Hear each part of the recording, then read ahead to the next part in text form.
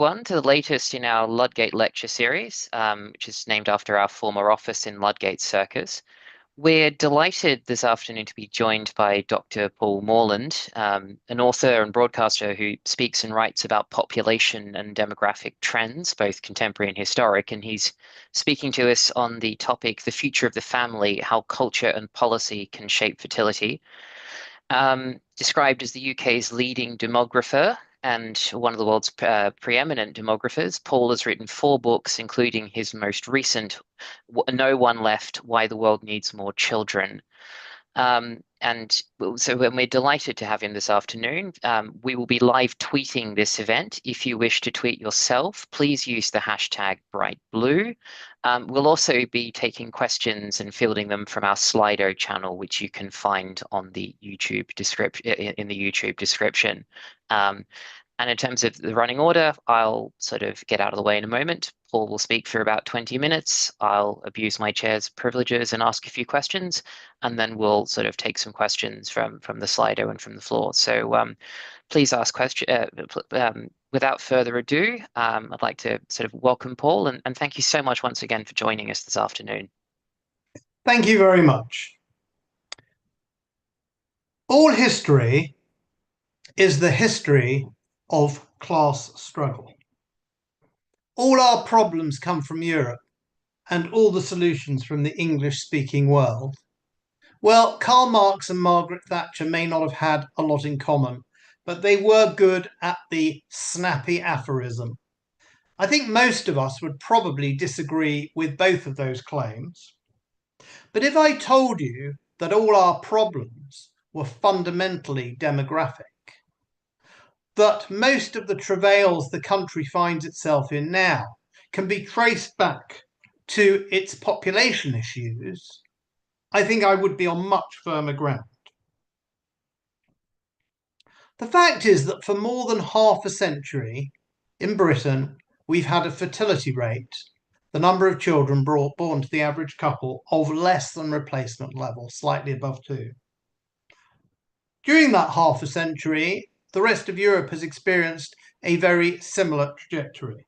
The whole of Europe now has below replacement fertility, and much of it has been, like us, at a very low rate for many decades, in many cases 4, 5, 6 decades. It's not just a European issue, as you probably know. China and Japan have historically very low fertility rates. They have fewer than 1.5 children per woman, and they're both losing populations of the hundreds of thousands a year and aging rapidly as a result. What you may not appreciate is that it's not even just a European and East Asian issue. If Puerto Rico were a US state, it would have just about the lowest fertility in the Union. And countries like Jamaica and Thailand, to pick just 2, who we would traditionally have thought of as underdeveloped, poor and high fertility, now have lower fertility rates than has the UK.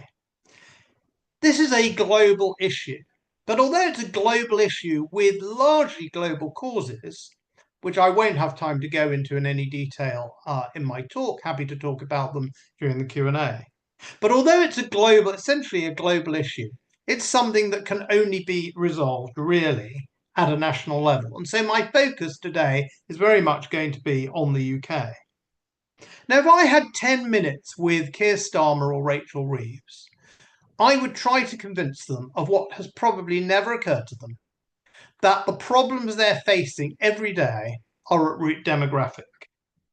The labour shortages which we're experiencing, the mass immigration, and the rise of a populist right party, which is seeing them being, if not wiped out, massively reduced across the country with little prospect of another term in office as things stand at the moment, has its roots in low fertility. So has the sluggish growth of our economy, the low productivity growth, the spiralling spend, and the negative implications of all of that on the tax take, and therefore the dramatic rise of government debt.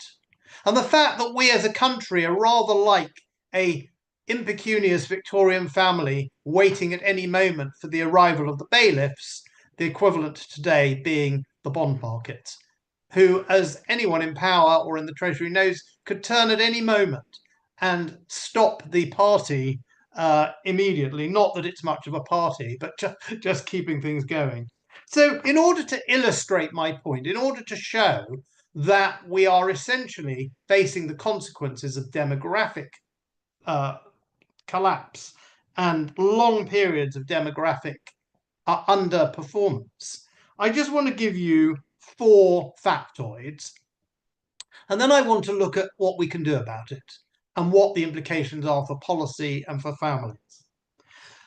So I'm going to run through these 4 factoids. Number 1, when we reached the middle of the century, 1950, there were about 5.5 people of working age for everyone over 65. Say 20 to 65s, over 65s, 5.5. When I was born in the mid-60s, that was down to 4.5.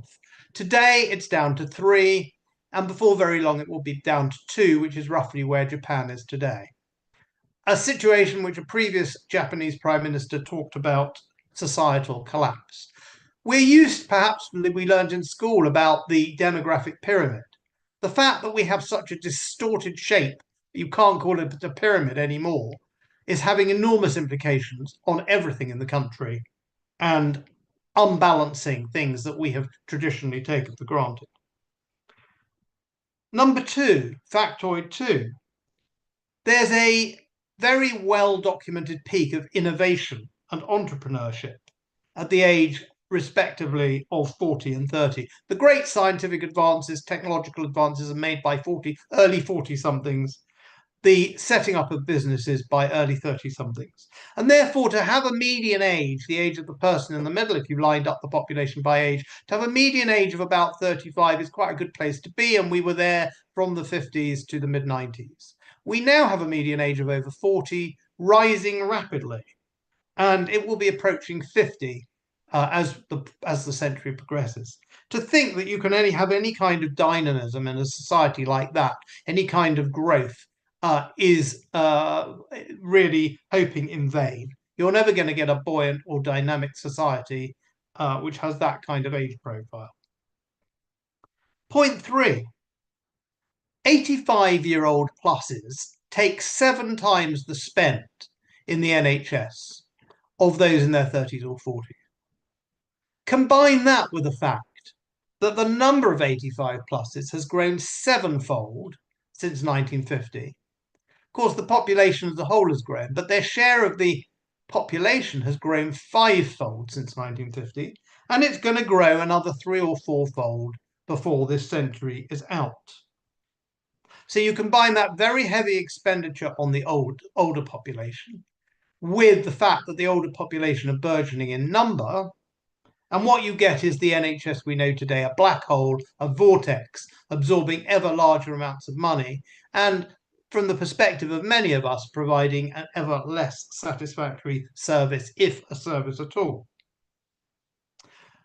The 4th vignette I want to give you to demonstrate that the root of our problems are essentially demographic is to quote a spad of a senior minister I know who said to me, whilst the population doesn't want immigration, you will not believe the pressures we're under from business, indeed from government employers, from the NHS and from other sectors of government, to have more immigration, given the lack of numbers of people coming through into the workplace. When I joined the workplace in the 80s, it was 2 in for every 1 out by age. Now it's barely 1 for 1. If you want to understand the rise of the AfD in Germany, or the Front National as it was, the National Rally as it is now in France, or indeed the rise of reform, you need to understand what's driving it more than anything, as anyone who's actually looked at the polling data will show, will be immigration and rapid ethnic change. California was 75% white in 1970. It's now below 40%. London was 80%, 87% white in the early 70s. It's now 36%. Now, some people would celebrate that. Some people would be embarrassed even to talk about it. It maybe offends the liberal sentiments and sensibilities. But the fact is that as long as we live in democracies, it will continue to be a driver of voting and of popular opinion. It's not something that the majority of any population at any time in any country or continent would have observed without at least having an opinion on it, and for many people, a negative opinion. If you were to go to Japan and say in 20, 30, 40 years' time, a quarter or a third of the population will be white Europeans, you would get some very strong reactions. In Tunisia, people are very worried about the ethnic change there, although it's very limited. It's quite normal in societies for people to have a sense of ethnic continuity and to be unhappy when that changes, whether we like it or not. The driver of that is immigration, and the driver of immigration is too few births. So, what can we do about it? If demography is at the root of all our problems, or an awful lot of them, what are we going to do to address it? Well, it would be a good start if our politicians at least were prepared to talk about the subject. We have in Keir Starmer the first Prime Minister, as far as I know, who has ever discussed this problem after 50 years. And what has he had to say about it? Nothing to do with me. I'm not going to tell women how many children to have. As if there were nothing between dictating to people how many children they could have, on the one hand, and absolutely refusing to talk about the subject on the other. It is a very unhelpful approach. He started talking about it, but only to say, I'm not going to talk about it. So, in order to move the dial on the fertility rate, there are no very easy solutions. But the solutions there are essentially fall broadly into two buckets: the economic and material, and the cultural. So let me start with the economic and material. In Australia, about 25 years ago, something called the baby bonus was introduced by the treasurer. I think it was Peter Costello was his name.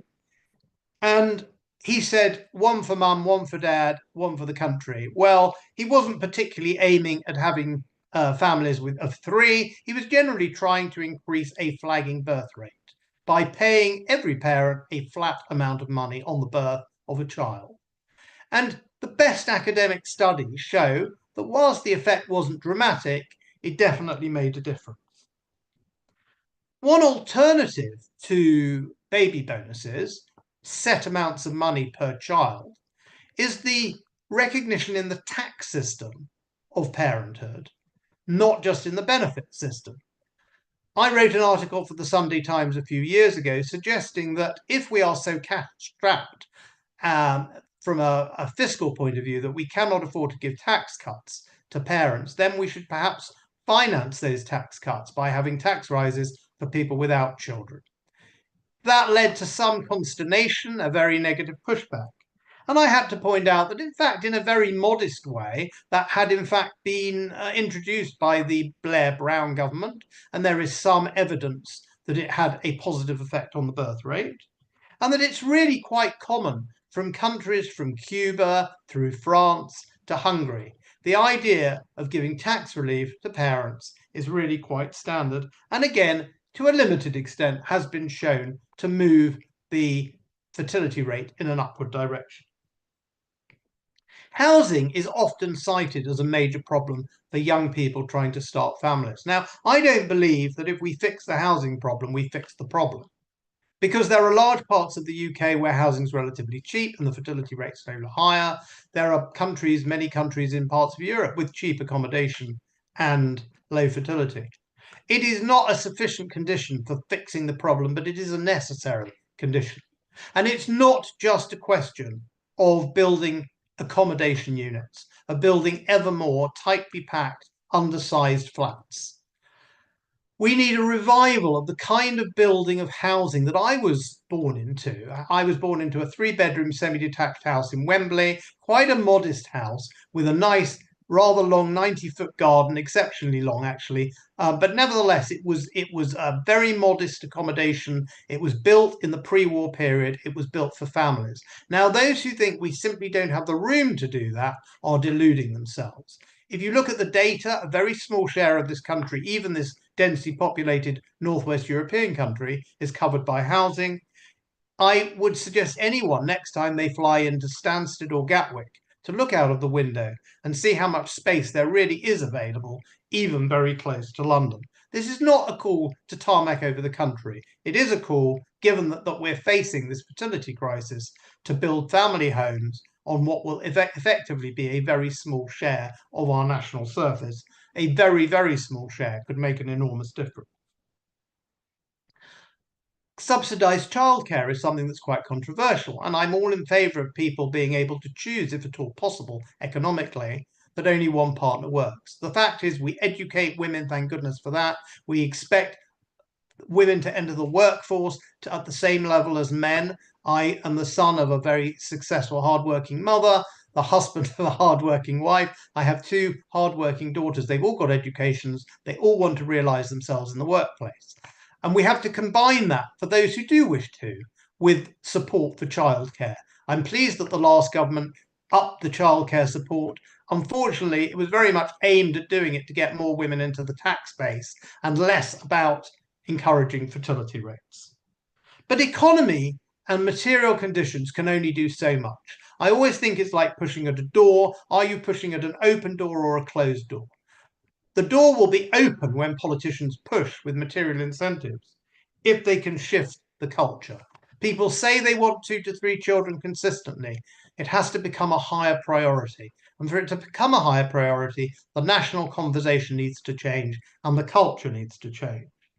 Now, some may cavil at the idea of politicians impacting the culture, but it's perfectly legitimate to do so, and we have a long-standing precedent. Back in the 1960s, the vast majority of the population did not want to legalise homosexuality. It didn't want to abolish the death penalty. Both of those things were done by politicians. Politics in this case turned out to be upstream from culture, not downstream. And after all, we're very used to governments taking a view on the number of children that people should have, as long as it's an antinatalist view. I think it's been perfectly legitimate for countries in what we used to call the third world to try and bring their fertility rates down. When I was in India in the 80s, a sign you saw everywhere, hum do, hamare do, us two and our two. Governments have long precedent for trying to get their fertility rates down when they're very high. There is no reason ideologically why they shouldn't be trying to get their fertility rates up. We spend a lot of time teaching children at school how to prevent pregnancy. Perhaps we should spend more time teaching them not to get pregnant as teenagers, but to understand their natural biology and the speed with which in the course of your 30s you lose the ability naturally to have children. That kind of education, are pushing back against the kind of antinatalism that we have in our education system, teaching people that humans are some kind of disease on the planet, teaching people that to save the planet they must stop having children. That just pushing back on that alone, I think, would have a significant effect in the long term on raising the fertility rate. When I wrote my article in the Sunday Times, I suggested, perhaps slightly tongue-in-cheek, that Her Majesty the Queen, who was then still on the throne of blessed memory, might send out telegrams to people congratulating them when they had a third or fourth child. And that was somewhat mocked. But in Mongolia and Kazakhstan, the state gives out medals to mothers who have children, and it seems to have helped the birth rate. I'm not suggesting that would really help things here, but firm and clear signalling from our political class that having children is the best and most exciting thing you can do for yourself, for the child, and for society and for the nation would move things in the right direction. We could restructure lives. We're going to work very, very long. We're going to work for many decades. We're going to change what we do. We're going to need education throughout our working lives. Why do we have this idea that you have to do all your education at the front end, perhaps a first degree, maybe a second, years off, traveling the world at either end, and only then start thinking about having children? Why can't we have a more flexible model, perhaps forgiving debt on for students if they're, or even not racking it up? If they already have children or having creches at university, we could think much more constructively about ways to encourage people to have children at an age that is suitable and at an age when they can have them and they're biologically made to have them. These are just a few of the policy ideas. There are many others. I'm not going to solve this single-handedly, but I would make two comments to conclude. First of all, that there is no silver bullet. There is no one policy. We must try out different ideas. We must try a variety of approaches at different times in different places if we are going to move the dial, if we're going to make a difference on fertility. Secondly, we can do something, we need to do something, and let's not be fatalistic. Let's not say there is nothing we can do, and let us not assume that the battle is lost before we have seriously engaged in it. Thank you very much. Well, thank you, Paul. That was fascinating. And I'm sort of going to use my privileges and ask a few questions. And just a reminder to everyone, please do send some questions through into the Slido, and then I'll sort of I'll get to those relatively quickly. I just wanted to quickly sort of go a little bit beyond the UK first, because I know it's a global phenomenon, it seems to be, and I think you've said this in the past, that it's modernity seems to cause a lowering of birth rates. But the picture's sort of quite inconsistent. The extent of it varies quite substantially from where you go. I was looking for all this, like France still has a birth rate of around 1.79, whereas like the East Asian countries in particular have been really badly hit. I mean, South Korea had no one-child policy, but its birth rate's still about 0.7. Why is it that what sort of cultural factors or other factors have meant that it's just so much worse in, say, East Asia than in France? This is a long and complicated subject, a fascinating one, I think. But let me just compare, say, France and Korea. What would I say are the two things that mean in France they have about 1.7 and in Korea about 0.7, both too low, but dramatically different? First of all, France has got a certain advantage, a paradoxical advantage. France was one of the first countries with a low fertility rate. Whatever was going on among the French peasants in the late 18th and early 19th century, they figured out how to control their fertility more effectively. And that gave rise to, I argued in my book, The Human Tide, a great loss of French power in the 19th century. And particularly after 1870-71, the loss of the Franco-Prussian War, the French became obsessed with demography. And they have tried a whole range of policies now. Some have succeeded, some haven't. But the main thing is there is a well-established sense that the government has a responsibility for these things and that they should pursue generous pronatal policies.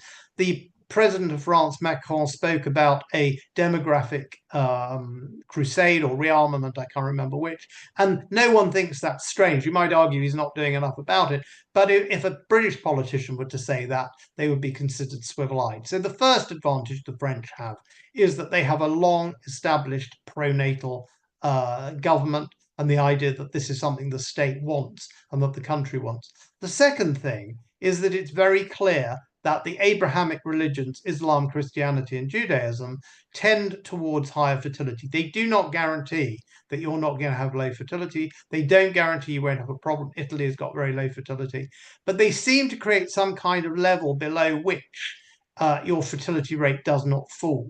Now, France traditionally is a Catholic country. It may not be very religious anymore, but that Catholic tradition, I think, seems to support a level of fertility, which in East Asia, you don't see. And even if a country like Korea has got a lot of Christianity, which it has recently, not necessarily pronatal Christianity, the lack of an Abrahamic tradition is something that seems to tend towards countries falling off a cliff demographically, even when they're quite undeveloped, like Thailand, a very successful economy in many ways, but it's still quite a poor country. But Buddhist countries without that Abrahamic tradition seem to associate any given level of development with a much lower fertility rate than you would get in a country with a Christian, Islamic, or Jewish tradition. I guess, yeah, sort of following on a bit from the importance of religion. Obviously, religion has declined. You talked about religion being a very important driver of demography, and I think in another interview you talked about the Patriarch of Georgia sort of promising to bless every third child, and that at least had a temporary effect on the birth rates. Do you think do you think it's possible to sort of change without that sort of religious direction, and also in a much more sort of cynical age more generally? Do you think can you sort of create a pro-noble culture without that religious impulse? Because obviously that is probably about as strong an impulse as you can get. Well, I recommend a book by my friend and former doctoral supervisor Eric Kaufman, "Shall the Religious Inherit the Earth," written in 2010, in which he shows the link between religion and demography. And in our many conversations since then, we come back often to this question: can you create a pronatalism that is not profoundly religious? Do we need a kind of religious revival in order to have a revival in the birth rate? Now, I hope the answer is no. Not because I'm against a religious revival, but I don't think we should depend on it. I think what we have to do is, as a society, say, how can we reinvent a pronatal society without assuming we need to have a restoration of religious fervor, whether that comes or not? How can we have a higher fertility country without going back to pre-feminist notions of the place of a woman? How can we invent a pronatal feminism? It's not that I'm a dyed-in-the-wool liberal necessarily, or certainly not a dyed-in-the-wool agnostic. I just think that if we are relying on a religious revival to see the fertility rate improve, we may never see it improve at all. And I think we've got to imagine a future in which may or may not be religious, but in which nevertheless people, for whatever reason, embrace having children. There are many reasons to have it. There's no doubt that a sense of religious obligation is there. The existence of religious communities help. There's also a sense of national pride, a sense of wanting your people to go on. And there's also a sense of the sheer joy of parenthood, which I think those of us who are parents and grandparents probably need to spend more time talking about. The dry and dusty data on support ratios is perhaps less likely to persuade someone to have an additional child than the more poetic talk, perhaps, about the joys of parenthood. Of course, it's very challenging, it's hard work, it's expensive, but it is actually the most important and rewarding thing anyone is going to do. Yeah, it's interesting. You touch on a few things, like you mentioned earlier, President Macron's demographic re-argument. In the answer to that question, you talked about wanting your culture to continue. Those sort of conversations are probably quite normal to have in countries other than sort of sort of outside the Anglophone world. Why do you think it is that there's something that's just you are almost seen as a bit swivel-eyed if you even sort of have these conversations? And what do you think can we do anything about it? Because as you Well, say, it is it's not necessarily a interesting. left or a right thing either. It is interesting that the Anglosphere seems to be as it is, but nevertheless, the Australian baby bonus didn't. I mean, I suppose there were people who were opposed to it, but it didn't seem in Australia to give rise to any consternation. We've now seen President Trump, perhaps persuaded by quite pronatal Vice President J.D. Vance, to talk about baby bonuses in the United States. So I think we are beginning to see a movement in the Overton window, as it were, within the Anglosphere. You might find in Germany it's harder to talk about than in the UK. I mean, there is something about Anglo liberalism, which is perhaps very cosmopolitan, more cosmopolitan than the liberalism of cultures and societies that have perhaps not had as much contact with the wider world. Perhaps there's some kind of post imperial element, I don't know. But I think we are seeing Anglo countries like the United States, like Australia, able to speak about the subject. Britain seems a real outlier, even within the English speaking world, as a country where it's a very, very minority pursuit, still, despite all the time that's gone by, where we have not been having enough children. We sort of touched a little bit on this already with some of the examples like Kazakhstan and Mongolia and Georgia, but can you sort of elaborate? Are there really any instances of where a country has, and Hungary sometimes comes up in discussions around this, and obviously it's a multifaceted problem, but are there sort of any instances where countries have sustainably turned around what looks like a fairly terminal demographic trajectory?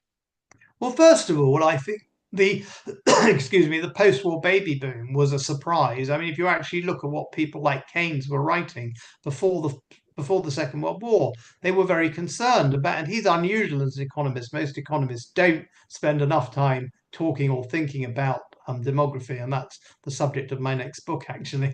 But I think economics needs to be rethought. But people like Keynes, specifically Keynes, was very depressed about the economic prospects of a country with what was by 1939 below a fertility rate below 2. Germany also had a very low fertility rate at that point. And people then understood the problems that would lead to in terms of the economy. And then we had a post-war baby boom.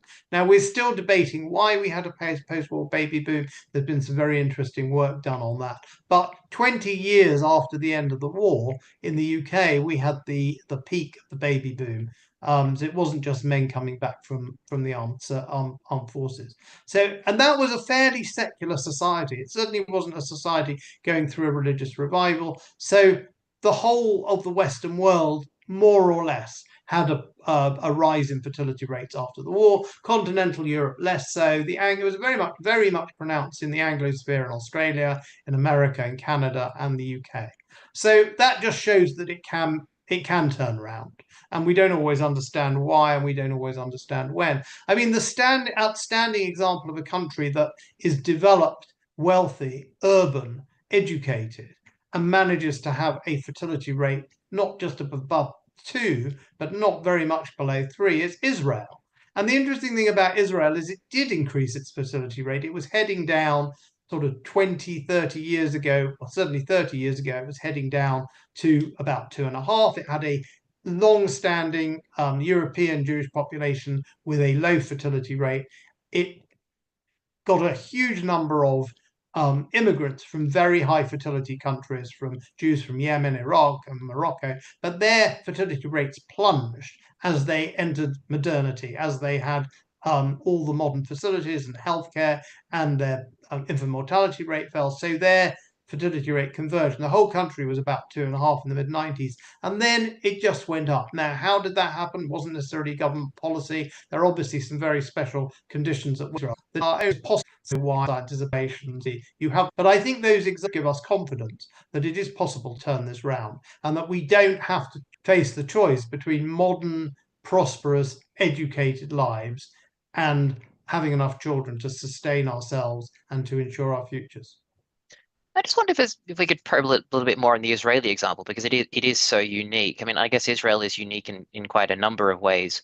Obviously, its sort of security position has always felt slightly more precarious, but also you have a very large sort of Orthodox Jewish population that has quite a high fertility rate, and does that which might possibly influence the secular community as well. Do we really have any idea of what's made Israel stand out like this? Is it sort of a reaction to historical trauma? Is it a reaction to the circumstances? Is it the influence of the ultra Orthodox religious communities filtering through to secular Israelis?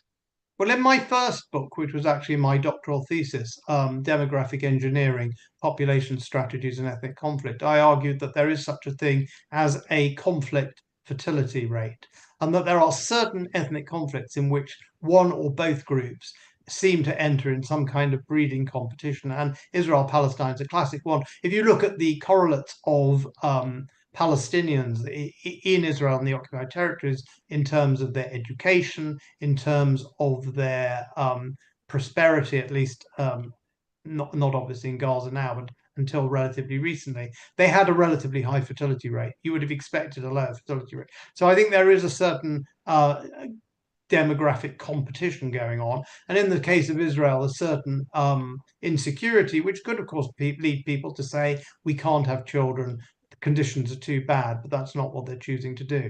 So you can't always see where this will operate, but it does seem to be operating. It is very clear in Israel that the more religious you are, the higher your fertility rate. But even secular Israelis have a replacement fertility rate, or there or thereabouts. So not just about religion, there is also an element of the ethnic conflict. And that's why I said, although this is a global problem, each country has its own very specific circumstances, its own culture, its own traditions, its own political culture, and each country is going to have to find its own way out of it if it can. And I guess I'll just do one more before I said it, because I've got a few questions starting to come through. Obviously, the one that comes up a lot is immigration. Why should we necessarily, one obvious answer would be we just import more people from abroad. Why is it necessarily a bad thing if people have a slightly different ethnic background or sort of cultural background? Why is this a problem? Should we be concerned about it? Is it potentially a long-term fix of any sort? Well, first of all, whether you're concerned about it or not, people are concerned about it and people will vote accordingly. I mean, that's the first point. The second point is immigrant fertility rates converge on the local fertility rates. And instead of a nation, you become a Ponzi scheme where the immigrants get old, the natives get old, and then you need to recruit a newer, larger cohort of immigrants to support them. And on the thing goes, assuming you're wealthy enough and attractive enough to import all those people over the long term.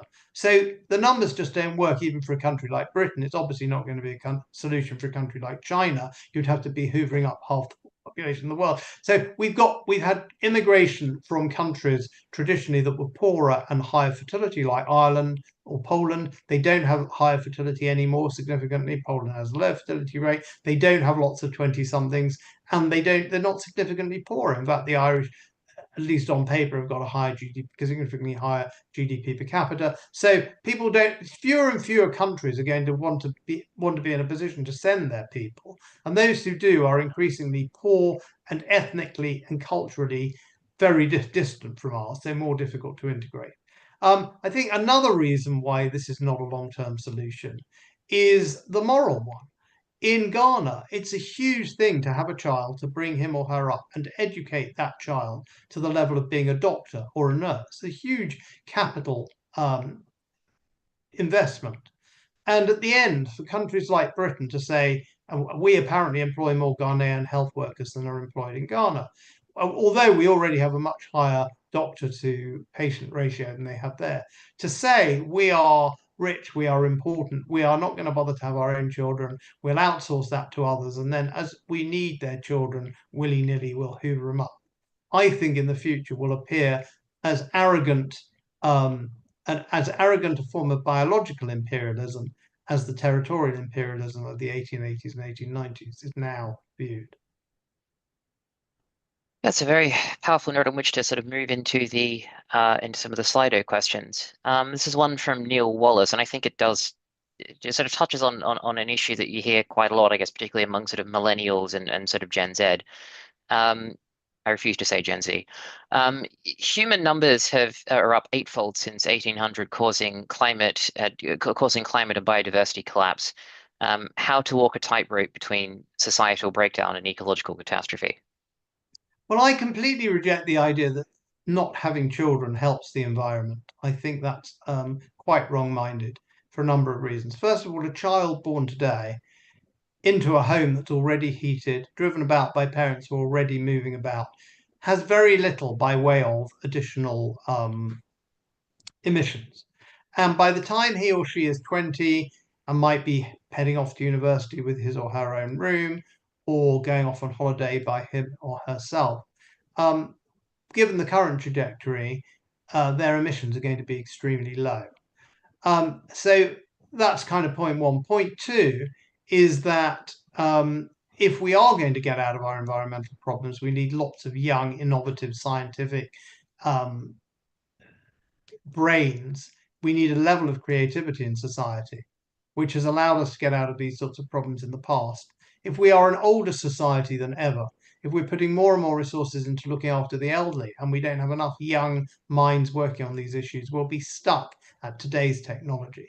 The last point I would make is that if you are expecting the services of a civilized society, you want a doctor or a nurse, you want petrol in the petrol station, assuming there's a tanker driver or a bus driver, whatever it is, then you are consuming the labor of others. And if you won't produce that labor by having your own family, then you are simply sucking in immigrants from overseas. Now, immigration's another question. It may be good, it may be bad. We can have that argument.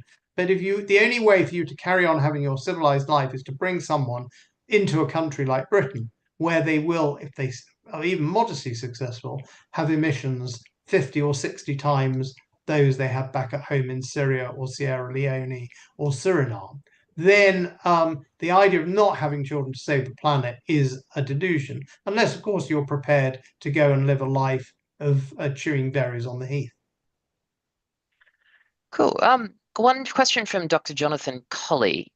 Is the arbitrary retirement age, which is well before the economic productive limit, part of the problem in the context of the 100-year life? I guess, yeah. To what extent will altering retirement ages sort of ease our demographic problems?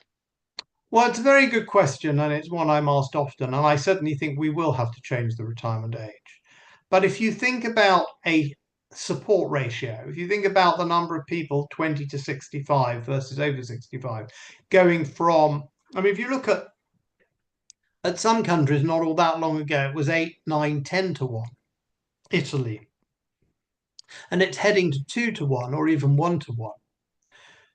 That is such a big change that moving the retirement age a few years is like redistributing the deck chairs on the Titanic. It may be worth doing, but it's not going to save you. Now, the other problem with changing the retirement age, and again, I do think we need to do it, is that there's massive resistance. And therefore, politicians are very reluctant to do it. We saw Macron having to backpedal on retirement reforms. I think to an extent, even the Russian regime, even Putin, has had to backpedal on this subject. So people get in their minds the point at which they're going to retire, and they get very stubborn about it. Now, I'm not saying what's politically difficult is impossible, and I agree that changing the retirement age in some ways may be easier than getting people to have more children. I'm just suggesting that the extent to which you can do it is going to be only a very minor offset of the fundamental demographic problem. The other thing is, however fit we are as we get into our 60s, the workplace is a very difficult and demanding place for people as they get older. Slight diminution of strength or memory can make it very, very difficult to work. So I don't disagree with you. I just think we have to be somewhat skeptical about the extent to which that alone can be the solution to the problem.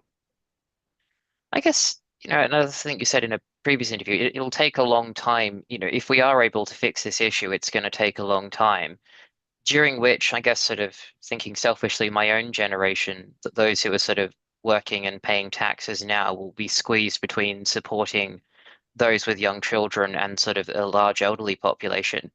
Is sort of the millennial generation essentially fiscally screwed? And how can we ensure that care is provided both to old and young without completely financially crushing those in the middle? I think the way we do it, and it won't be easy, will be to reorient our entire welfare state towards supporting people who have children. If we take it as seriously as I do, then that we need completely to rethink the state, starting building upwards and saying, what is this welfare state? What is it for? What does it do?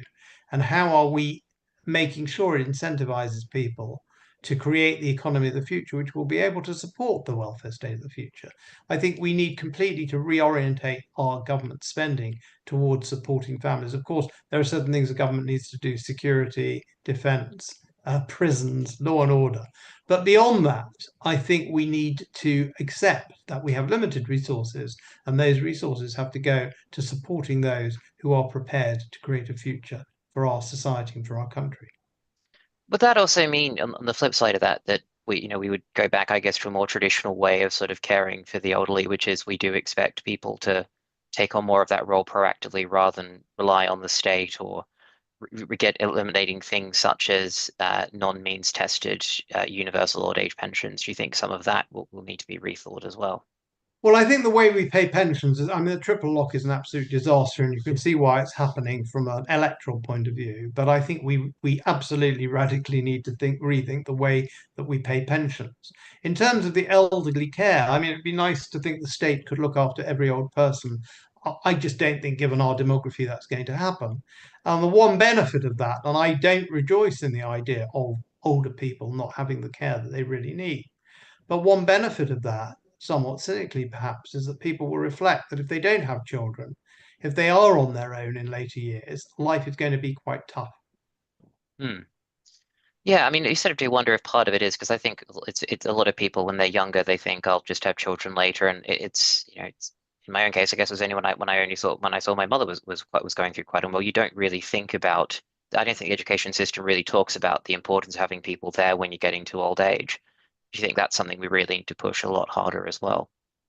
I don't know if it can really be put in the educational system. It can be put into the culture. I think if we had more films and more books and more discussion about how, when you're on your own in old age, life is tough. And it's going Hmm. to get tougher, by the way. It's going to get much, much tougher as the state is simply not going to have the resources to provide for older people. Yeah, I'm not sure. I do think that something like the decline in fertility can and should be explained to school children. I think messages about how bleak and hard life can be without offspring as you get older is again going to be important in the culture. Now that may sound cynical. Oh, you're encouraging people only to have children in order to support themselves in old age. And nobody, I think, will make that the only motive for having children. But it's always been in there. And, there's the classic, I think, Caldwell, other thinkers have long said, well, the reason people have smaller families when they get richer and head to the city is because an extra pair of hands in the field is always useful. But a child in a city environment, you have to invest for a very long time before you get any kind of payback. So I'm not a sort of economic rationalist who thinks that's all that matters, but there is some kind of risk and reward and payback that can be modeled into this. And I think the culture needs to communicate the message that having children is not only a wonderful thing to do, but it's also a smart move for self-interest too. Yeah, I guess sort of the logical sort of pushback, I guess, would be, well, what about those who can't have children? Where do those? And I know you sort of floated the idea, and there's definitely some policy logic in having a sort of a childless tax, so to speak. But what do you say about in response to those, the people who just like who love children but can't, or just Well, for whatever reason life gets in the way? when I suggested that there be a tax relief for those with children, there was Mm. a very heavy pushback from a number of angles, and I think I was able to respond to all of them. One of them was this can't possibly be fair. Um, what about people who want children? Wouldn't it be very unfair not to give them the tax breaks? But then if they say they want them, how do you monitor that? Is that actually practical? Is it pragmatic? Can it be done? And I think the answer to that is really very, very simple. We have something called child benefit.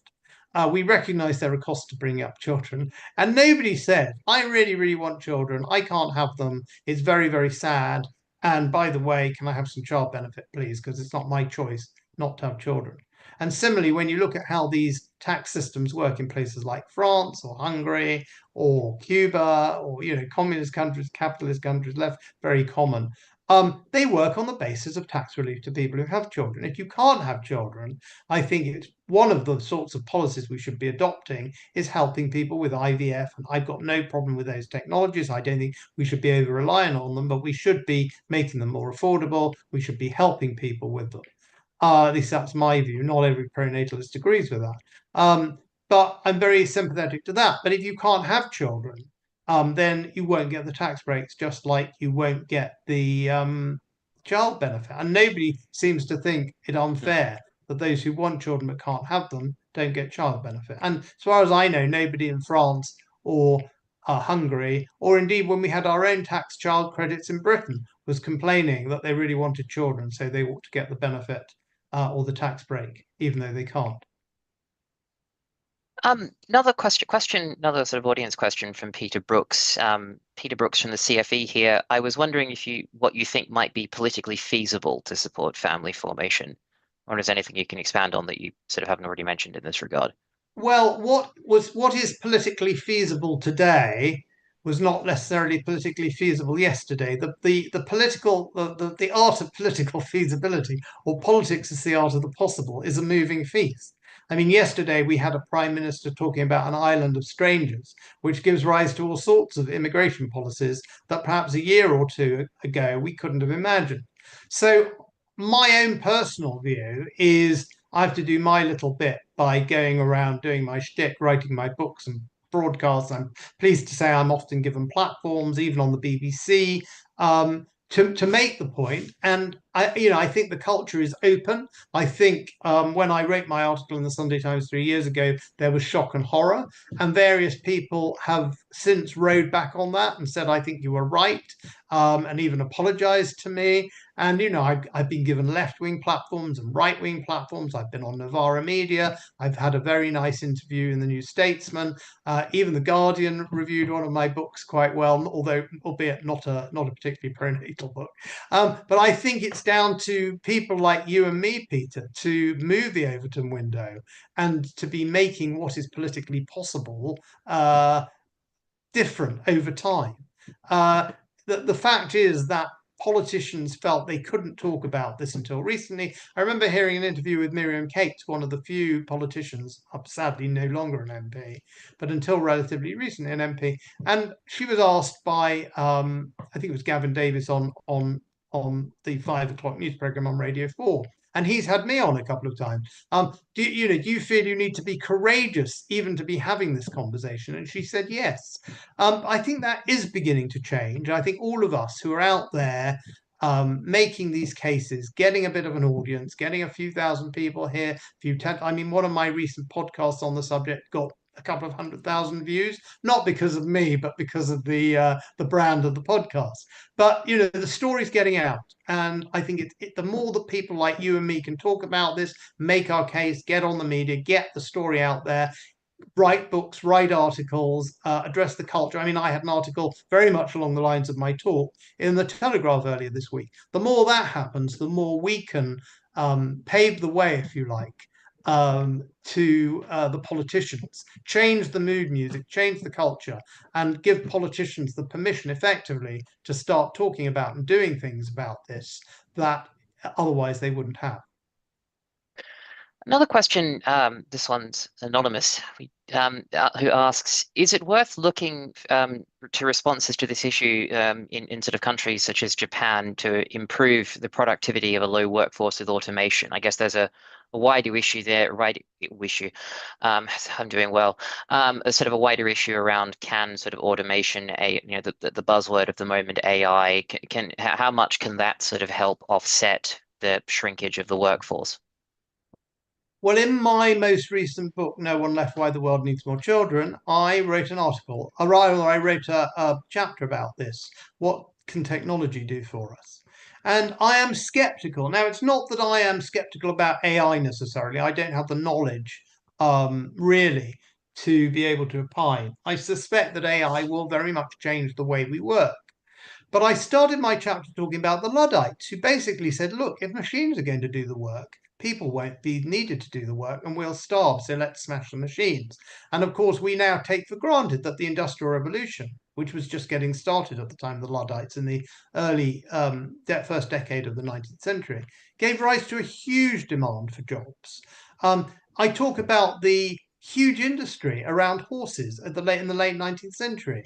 Thousands and thousands of people driving horses, riding horses, growing the fodder for horses, building the stables for horses. And within 30 or 40 years, the horse population had fallen 90%. And nobody stood there saying, oh, the horses are going to be replaced by the motor car, and therefore there'll be no jobs. I suspect, along with AI, will come a whole new range of jobs.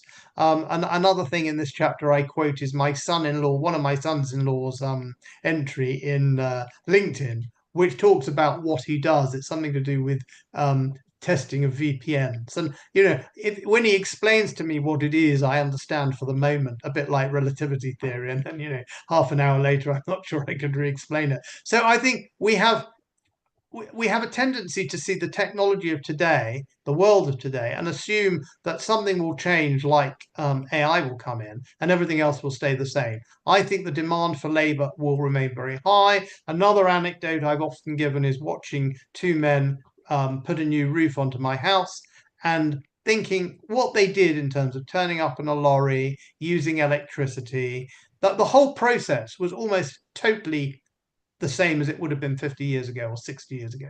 Whole areas of the economy, looking after an old person in an old age home.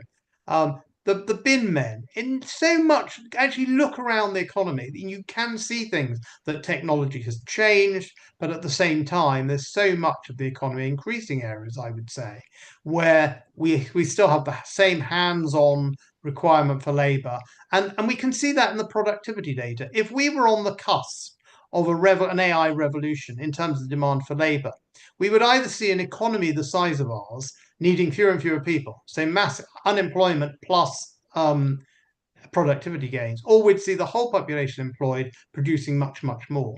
In fact, it's precisely those countries on the technological cutting edge, like ours, like the United States, that have seen, and most of Western Europe, that have seen the dullest productivity gains over the last 10 years. With all the talk of technology, the fact is we don't seem to be getting more value out of an hour of labour than we did 10 years ago. So I'm a little bit skeptical. Maybe in 10 years' time, I'll be proved completely wrong. We'll all be sitting on our backside. But even if that's the case, and even if all the problems I've talked about go away because technology saves the day, it would still be very sad if we don't reproduce ourselves as a nation, as a people, as individuals, because, again, having children is the best thing you can possibly do.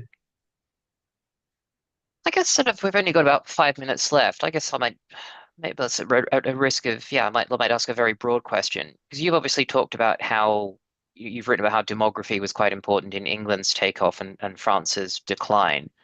Looking at current trends, what impact, what do you think what the world will, the sort of geopolitical context will look like in, say, by the end of the century if current sort of demographic trends continue, if it's really possible to extrapolate based on that so far? I always pause to talk about geopolitics because I think it's an incredibly difficult thing to forecast.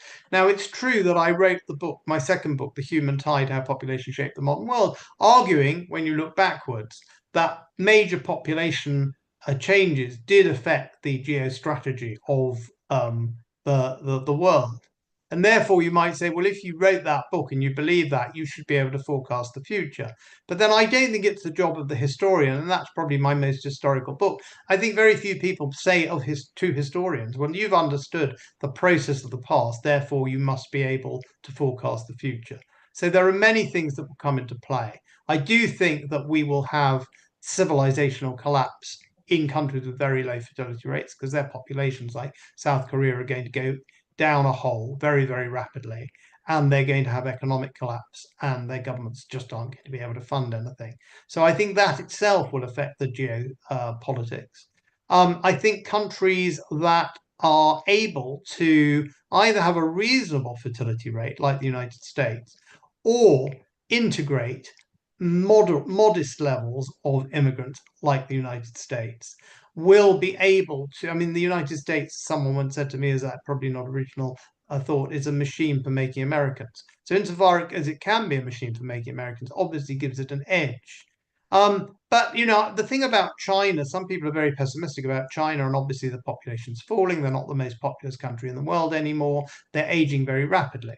But the thing about China is, unlike most of the Western countries and unlike Japan, its population is not on the productive frontier yet. In other words, not every Brit is a well-earning, highly educated, but we've probably got our population about as far along the productivity curve as we can. We probably could get a few million more people into work. We could probably reskill our people a bit, but it's not as if we've got, as in China, still hundreds of millions of people who've not had all those great educational benefits. Now, China's made amazing progress. So nobody went to university in China pretty much 45 years ago, but they're still getting this. There's a lot of oil in the tank, if you like, in China. There's a lot of growth that can come out of moving the population forward. The fact is, a retiree mid 60s in China, say, has had far fewer opportunities, far less human capital than a new recruit to the work to the labor force in China. So China has got that advantage that it is not yet maxed out on its human capital development, but it's got some benefit from that to come. So I wouldn't be overly pessimistic about China, but I think that the whole world is going to be facing a population vortex the way we're going, and worrying about whether that's China up and America down is going to be a relatively minor concern if the population of the globe disappears or largely Yes. disappears. Well, I don't believe it will entirely disappear, but No, and you sort of got to focus on putting out the fire in your own house before sort of worrying about which one of your neighbors is going to go up in smoke. Well, Paul, once again, thank you so much for joining us this afternoon. I certainly suspect everyone who's listening found that as fascinating as I did. So no, thank you so much, and we very much look forward to you joining us at the next Ludgate lecture. Keep an eye out at our events page, and once again, thank you to Paul.